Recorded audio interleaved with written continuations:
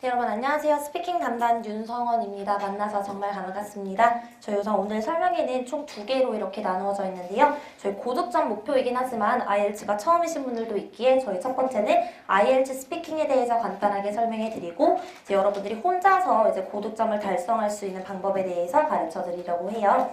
저희 그러면 바로 파트 1 설명해 드릴 건데요. 파트 1 얘기 드렸듯이 질문이 10개에서 15개 엄청 많은 개수가 있지만 보통 이렇게 크게 종류로 나누어져 있어요. 여러분들이 이따가 설문지 이따 작성하시면 추가 자료에 파트 1 어떤 질문들이 나와 있는지 다 나와 있으니까 이따가 설문지 작성하고 받아가시는 게 더 좋을 것 같아요. 파트 1은 보통 무엇을 좋아하는지 싫어하는지 어떤지, 종류, 빈도, 필수, 선호도 이렇게 나누어져 있는데요. 질문이 엄청 쉬운 것 같지만 여기 그 빈 칸에 어떤 것이 들어가느냐에 따라서 난이도가 정말 달라져요. 예를 들어서 첫 번째 질문 Do you like로 시작했을 때 Do you like working out은 솔직히 쉽죠. 운동하는 거 좋아하니? 이렇게 물어보는데 요즘에 또 나왔던 질문은 이런 게 나와요. Do you like making white lies? 이렇게 물어봐요. 선의의 거짓말 하는 것을 좋아하는지. 한국말로도 안 되는 걸 어떻게 영어로 하겠어요, 그쵸? 네, 그래서 난이도는 어떤 것이 들어가느냐에 따라서 조금씩 달라져요. 그리고 첫 번째, 두 번째 좀 비슷할 수 있는데 두 번째 질문으로 대표는 이런 게 나와요. What are the people like in your country? 이렇게 당신의 나라의 사람들은 어떻습니까? 이렇게 물어봐서 저희 첫 번째는 좋아하는지, 두 번째는 어떤지 이런 식으로 물어봐요.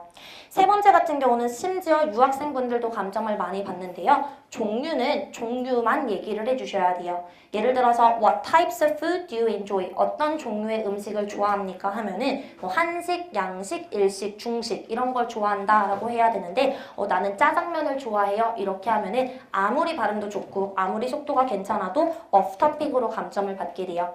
그래서 파트 1의 종류는 이렇게 나누어져 있고요.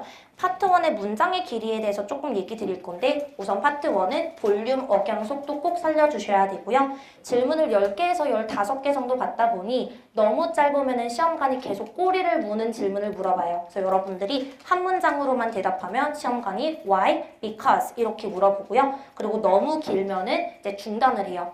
저희 시험을 보면은 보통 그 자체가 긴장이 되잖아요. 근데 시험관이 말까지 끊으면은 저희는 이제 이렇게 생각해요.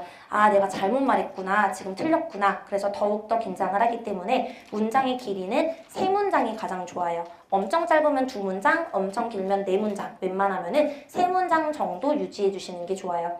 그리고 to the point 답변, 저희 우선 짧게 대답을 해야 되는 거기 때문에 그냥 질문 듣자마자 바로 딱 그것에 대한 정확한 대답을 주셔야 돼요.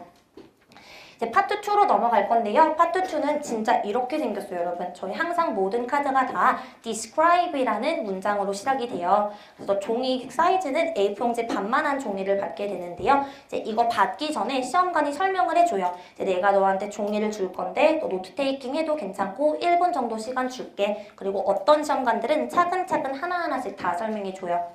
파트 2는 노트 테이킹 시간이 60초 있고요. 말하는 시간은 1분에서 2분 정도 진행이 되는데 나는 6.5에서 7 이상으로 가야 된다 싶으면은 1분만 넘었다고 해서 좋아하는 게 아니라 1분 30초에서 2분 정도 꽉꽉 채워서 얘기를 해주셔야 돼요. 1분이 넘지 않으면 무조건 감점 크게 받고요. 그리고 2분이 지나면 시험관이 말을 중단을 하게 되고요. 그거는 감점이 들어가진 않지만 여러분들이 말을 너무 길게 해서 시험관이 말을 중단을 했는데 중단했음에도 불구하고 여기 질문 5개 중에 하나라도 놓치면은 그때도 감점이 커요. 그래서 저희는 2분 안에 모든 거를 다 대답을 하는 게 정말 중요해요.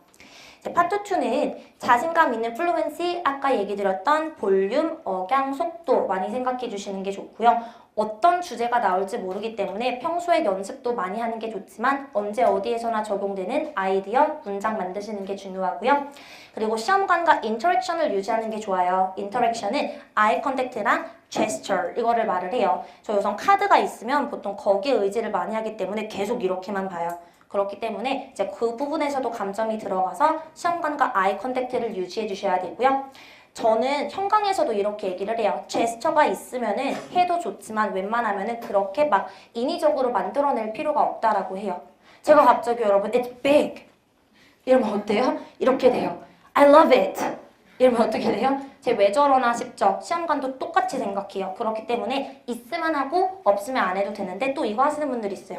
I'd like to talk about 이렇게 포인팅 하는 거 있거든요. 포인팅도 절대 좋지 않고 또 머리에서 이렇게 빼려고 하시는 분들이 있어요. I would like to talk about.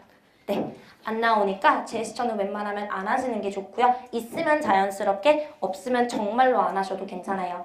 그리고 나만의 틀이라는 걸 살짝 복습하면 좋은데 이제 많은 분들이 오해를 하는 게 템플릿을 이용하면 무조건 감점을 받는다라고 생각하지만 저도 실제 시험을 볼 때 템플릿을 무조건 이용을 하고요. 그리고 저의 유학생 학생들도 무조건 템플릿을 이용을 해요. 템플릿은 파트 1이랑 파트 3에서 이용을 하면 감점이 들어가지만 파트 2는 약간 발표식이기 때문에 논리적으로 꼼꼼하게 얘기하는 게 중요해요. 그래서 약간 템플릿이라는 거를 살짝 이따가 보여드리고 먼저 3번 유형부터 설명해 드릴게요. 앞서 얘기 드렸듯이 3번 유형은 비교식 질문들이 많이 나오고요.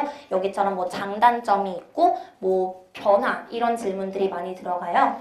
3번 유형은 보편적인 답안으로 얘기해 주시는 게 좋고요. 나의 경험에 대해서 물어보지 않는 이상 나의 경험에 대해서 얘기를 하는 건 좋지 않고 진짜 나의 생각만 딱딱딱 얘기해 주시는 게 좋아요.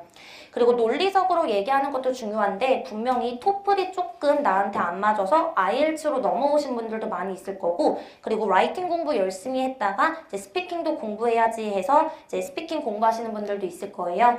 근데 저희 토플이랑 IELTS는 시험 자체가 달라요. 그래서 토플에서는 보통 이렇게 하고 저도 한때 토플을 가르쳤었는데요. 보통 이래요. 2002년 어떤 기관에서 조사를 했는데 결과가 이러했다. 이런 템플릿 쓰거든요. 똑같이 IELTS에다가 그렇게 써버리면은 저희 컴퓨터로 시험을 보는 게 아니라 1대1 대화를 하는 거잖아요. 그럼 시험관이 여러분들을 당황시켜요. 시험관도 알거든요. 너가 그걸 어디서 봤니? 그것에 대한 느낌은 어떠니? 그럼 저희는 어떻게 해요? 외웠는데 뭘 얘기해요? 끝장인 거예요. 그래서 웬만하면은 아이디어를 많이 짜는 게 좋지 무작정 외워서 그거를 갖다 쓰는 것은 그렇게 좋지가 않아요.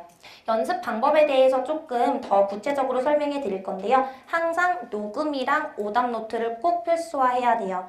반에서도 진행할 때 녹음을 좀 많이 진행하는데요. 저랑 같이 녹음할 때는 술술 잘 나와요. 그리고 두 번째 녹음할 땐 저 없이 수강생 분들끼리 녹음하라고 얘기하거든요. 그럼 그때 다 못해요. 저희 왜냐면은 선생님을 따라하면 내가 그렇게 하는 줄 알아요. 하지만 내가 직접 해보면 그렇게 잘 안 돼요. 그리고 수업했을 때는 잘 되는데 집에 가면 막상 안 돼요. 원래 당연한 거예요. 그래서 여러분들이 해야 되는 건 이제 남의 거를 듣는 게 아니라 특히 6.5, 7.0을 목표로 하시면 내 거를 듣고 무조건 그것에 따른 피드백을 꼭 주셔야 돼요. 그래서 나의 문제점 파악하기에도 엄청 좋고요. 표현이랑 멋진 문장들을 암기하기에도 녹음이랑 오답 노트가 최고다라고 보시면 될 것 같아요. 오늘부터 바로 오답 노트를 쓰시면 좋을 것 같고요. 제가 설명해드렸던 부분들 잘 참고하셔서 시험에서 좋은 점수 받으시면 좋을 것 같아요. 이제 오답 노트 열심히 만들어주시고 저는 기회가 된다면 다음에 뵙도록 하겠습니다. 고생하셨습니다. 점수 잡는 Hackers.